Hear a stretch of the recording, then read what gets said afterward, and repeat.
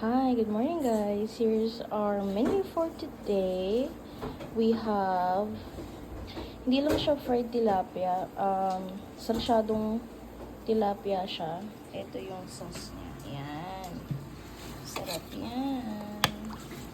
And then, we have nilagang baka. Ito naman yung gulay niya. Ayan. Ayan.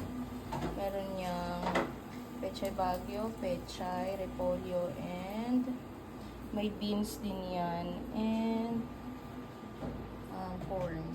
And then, we have pininyahang manok.